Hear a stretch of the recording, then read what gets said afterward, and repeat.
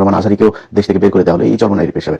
আমি সিআইডির একজন অফিসারের কাছে শুনেছি, এটা 2024-এর যে ঘটনা, এটার আগে। আসসালামু আলাইকুম সম্মানিত দর্শক, শুরুতে ভিডিও টাইটেল এবং থাম্বনেল দেখে বুঝতে পেরেছেন ভিডিওটা কতটা গুরুত্বপূর্ণ হতে যাচ্ছে। তাই দর্শক, আমরা কথা না বাড়িয়ে সরাসরি ভিডিওতে চলে যাব। ভিডিওটা ভালো লাগলে অবশ্যই লাইক দিবেন এবং বেশি বেশি শেয়ার করে অন্যকে দেখার সুযোগ করে দিবেন, এবং এরকম গুরুত্বপূর্ণ ভিডিও পেতে অবশ্যই চ্যানেলটি সাবস্ক্রাইব করে রাখবেন। চলুন দর্শক, সরাসরি আমরা ভিডিওতে চলে যাই। মিজানুর রহমান আজহারিকেও দেশ থেকে বের করে দেওয়া হলো এই চরমনাইয়ের পেশাবে। আমি সিআইডির একজন অফিসারের কাছে শুনেছি, এটা 2024-এর যে ঘটনা, এটার আগে। তখন তিনি বলেছিলেন যে ভাই, আপনি কি জানেন যে এই যে আলেমদের যাদেরকে জেলখানায় নেওয়া হয়, এই যে মিজানুর রহমান আজহারির যেই বাংলাদেশে থাকতে না দেওয়া, এটা পেছনে সবচেয়ে বেশি কলকাঠি নাড়ছে কারা? এই যে ইসলামী আন্দোলন, যে চরমনাইয়ের যেসব ওই যে হাফিজুর রহমান কুয়াকাটা, তারপরে তার ভাই, এগুলো তো এরা বহু আগে থেকেই ভণ্ড। এবং সবচাইতে বড় যে স্পর্শকাতর বিষয় সেটা হচ্ছে যে ভারতের সাথে তাদের যে সংযোগের অভিযোগ আছে, সেটা আজকে আমি যখন ভিডিওটা তৈরি করছি, আজকের এই ভিডিওটা মনে রাখেন চরমনাইয়ের লোকজন, এটা সেভ করে রাখেন, ডাউনলোড দিয়ে সেভ করে রাখেন। এবং বলে রাখলাম 12ই ফেব্রুয়ারি যে নির্বাচনটা হবে, চরমনাই একটা আসনও পাবে না।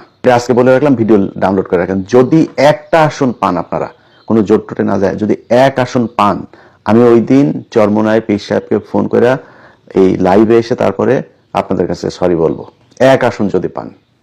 এটা আজকে বলে রাখলাম। আজ থেকে প্রায় 3-4 মাস আগে জামাতের যে কোনো অনেক ঊর্ধ্বতন একজনের সাথে আমার সাক্ষাৎ হয়েছিল। তিনাকে আমি বলেছিলাম ওই সময় যে দেখেন, আপনারা এই লোকটার সাথে যে জোট করছেন, এই লোকটা কিন্তু খুবই ঝুঁকিপূর্ণ। তো ওনাকে আমি ঝুঁকিপূর্ণ যে কারণে বলেছিলাম সেটা হচ্ছে যে 2016 অথবা 17 ওই সময়ের দিকে, আমি সালটা ভুল করতে পারি, তারেক রহমানের সাথে এই চরমনাই পীর সাহেবের মালয়েশিয়াতে একটা বৈঠক হওয়ার কথা ছিল। এবং সেই বৈঠকটার ঠিক একদিন আগে তারেক রহমান বা বিএনপির পক্ষ থেকে সেটা ক্যান্সেল করা হয়েছিল। কারণ তারেক রহমানকে জানানো হয়েছিল যে এই চরমনাই পীর সাহেবের সাথে যেই প্রতিনিধি দল ঢাকা থেকে আসছেন, তার সাথে সেখানে রয়ের কিছু লোকজন আছেন। তো তিনার নিরাপত্তার কথা চিন্তা করে ঠিক একদিন আগে সেই বৈঠকটা বাতিল করা হয়। তো আমি তারপর থেকে ধরেন তাদের ব্যাপারে খুব সাবধান। এবং গত 15 বছরের আপনি চরমনাইয়ের যে অবস্থাটা যদি দেখেন, জামাত ইসলাম সহ হেফাজতের অনেক নেতাদের উপর অনেক নির্যাতন অত্যাচার এগুলো হয়েছে, কিন্তু চরমনাই এই পীর সাহেবের এদের উপরে কোনো সমস্যা হয়নি, এরা দাপিয়ে বেরিয়েছে। মাঝখানের একটা সময় তো আপনার এই যে মাহফিল টাফিল, যে সময়টাতে মিজানুর রহমান আজহারিকেও দেশ থেকে বের করে দেওয়া হলো এই চরমনাইয়ের পীর সাহেবে। আমি সিআইডির একজন অফিসারের কাছে শুনেছি, এটা 2024-এর যে ঘটনা, এটার আগে। তখন তিনি বলেছিলেন যে ভাই, আপনি কি জানেন যে এই যে আলেমদের যাদেরকে জেলখানায় নেওয়া হয়, এই যে মিজানুর রহমান আজহারির যেই বাংলাদেশে থাকতে না দেওয়া, এটা পেছনে সবচেয়ে বেশি কলকাঠি নাড়ছে কারা?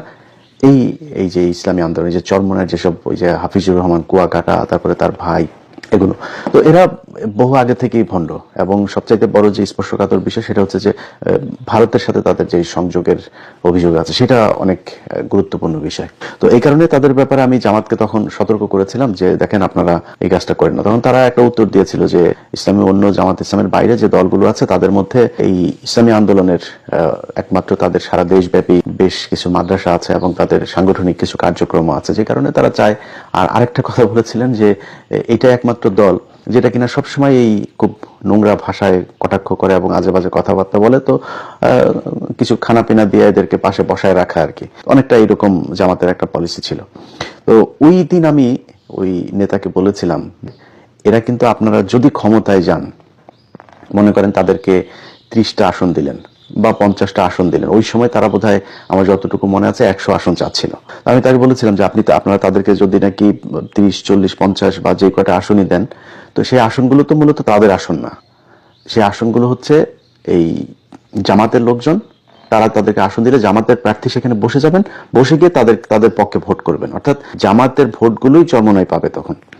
এখন আপনি তাদেরকে 40টা বা 50টা আসনের ভেতরে মনে করেন 20টা আসন তারা পেল, 20টা আসন যদি পেয়ে তারপরে আপনি সরকার গঠন করলেন, যদি জামাত ইসলাম এবার ক্ষমতায় আসেও, সেটার একটা সম্ভাবনা তো তৈরি হয়েছে। যদি আসে, সেক্ষেত্রে আমি মনে করি যে বিএনপিও বিশাল একটা ফাইট দিবে, তো খুব হাড্ডাহাড্ডি একটা লড়াই হবে এবার নির্বাচনে, আমার বিশ্লেষণ।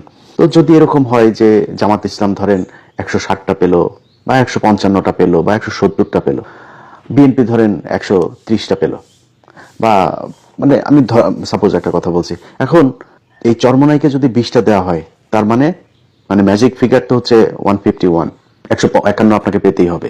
151 পেতে গেলে আপনি ধরেন 170 যদি পান, তাহলে এখান থেকে 20টা আপনি তারে চরমোনাই পেল। চরমোনাই যদি পায়, এখন চরমোনাই মাঝখানে গিয়ে বলল যে আমরা এই চাই, কারণ তাদের চাওয়া তো যেটা চাবে তারা সেটা চাবে। তো তারা বললো যে আমরা এখন এইটা চাই। এটা না দিলে কি করবে, তারা সব পদত্যাগ করবে, সব চরমোনাই যে কজন এমপি আছে তারা সবাই চলে আসবে থেকে, সংসদ থেকে। তখন চলে আসলে আপনার অবস্থাটা কি হবে? আপনি 170টা নিয়ে সরকারে আছেন, এখন আপনার তো 150 হয়ে যাবে, তখন আপনি তো সংসদ তো ভেঙে দিতে হবে, আপনি ক্ষমতা হারাবেন। তো এইসব জিনিসগুলো আমি খুব এইভাবে বলেছিলাম ওই সময়তেই। বলার পরে তারা বলেছিল ঠিক আছে দেখা যাক কি হয়। তো কি হয় সেটা নির্বাচনের আগে যে হয়েছে, এটা আমি মনে করি জামাত ইসলামের জন্য অনেক বড় একটা পাওয়া। এখানে এই জোটটা ভাঙার পরে চরমোনাইয়ের পক্ষ থেকে একটা সংবাদ সম্মেলন করা হয়েছে। এটা নিয়ে এখনো কথা বলার মতো সময় আসে নাই, পরেও আপনাদেরকে একটু জানিয়ে রাখি। ডাক্তার শফিকুর রহমান একটা কথা বলেছেন যে তারেক রহমানের সাথে যেদিন তাদের দেখা হলো খালেদা জিয়া মারা যাওয়ার পরে, যে আমরা নির্বাচনের পরে সরকার গঠনের আগে আরেকবার বসবো। আর চরমোনাই তাদের সংবাদ সম্মেলনে বলেছেন যে এটা একটা পাতানো নির্বাচন, সিলেক্টেড, এটা ইলেক্টেড হচ্ছে না, এখানে সিলেকশন হচ্ছে। কারণ কি? কারণ হচ্ছে এরা মিলেমিশে তারপরে করবে। এই কথাটা আজকে যারা আমার ভিডিওটা দেখবেন তারা মনে রাখেন। খুব সমূহ সম্ভাবনা আছে, মাঠে বিশাল তোড়জোড়, বিএনপি জামাতের মধ্যে ব্যাপক বিরোধী একটা ভাব। কিছু কিছু মানুষ তো আছে প্যাস লাগানোর তালেই আছে বিএনপি জামাতের মধ্যে একটা বিশাল দ্বন্দ্ব তৈরি করা, আওয়ামী লীগ বিএনপির মতো অবস্থা তৈরি করা, এটা তো আছে। কিন্তু একটা শ্রেণী নির্বাচন করলে তো ভাই একই দলের মানুষও তো নির্বাচনে প্রতিদ্বন্দ্বিতা করলে তারা একজন আরেকজনের বিরুদ্ধে তুমুল বিরোধিতা করে, সেটা তো আছে, থাকবে, কোনো সমস্যা নেই। কিন্তু একটা সমূহ সম্ভাবনা আছে বিএনপি অথবা জামাত যারাই ক্ষমতায় যাক, একক সংখ্যাগরিষ্ঠতা পাক, যদি পায় তাহলে সরকার গঠন হবে দুই দল মিলে। দুই দল না, এই দলের সাথে জোটে কিছু আছে, এই দলের সাথে জোটে আছে, বাট মূল তো এবার খেলা তো হচ্ছে জামাত আর বিএনপির মধ্যে। এই দুই দলই সরকারে থাকবে, আমি যতটুকু এই দিক ওই দিক থেকে নানান ভাবে জেনেছি আর কি। এটা হওয়ার একটা সম্ভাবনা আছে। অতএব এত এই এই চরমোনাইয়ের যে আপনার সংবাদ সম্মেলনে যে কথাটা বলেছে যে বিএনপি আর জামাত মিলেমিশে ইলেকশন না সিলেকশন করছে, এটা কিন্তু ভ্যালিড একটা পয়েন্ট আছে। এটা চরমোনাই কোনোভাবেই চায় না। এবং চরমোনাই যখন দেখেছে যে না, চরমোনাইকে তো এখানে ঢুকানোর একটা উদ্দেশ্য আছে, সেই উদ্দেশ্যটা বাস্তবায়ন হচ্ছে না, তখন তারা চিন্তা করেছে যে না, এদের সাথে থাকা যাবে না, আগে থেকেই সরে যেতে হবে।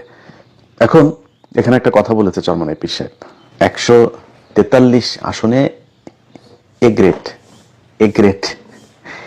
গ্রেডটা কি আজ পর্যন্ত আমি জানি না যে এ গ্রেড মানেটা কি।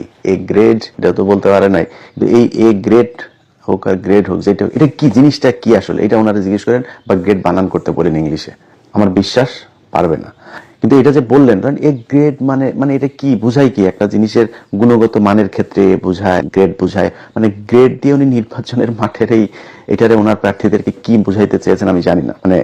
নির্বাচনে তো আপনাকে কত ভোট পাবেন সেটা বিষয়, আপনার গ্রেড কি, প্রার্থী এত দামি দামি প্রার্থী, নোবেল বিজয়ী ইউনুস এটা প্রার্থী তো আপনাদের নাই। এ গ্রেড মানেটা কি এটা আল্লাহ জানেন।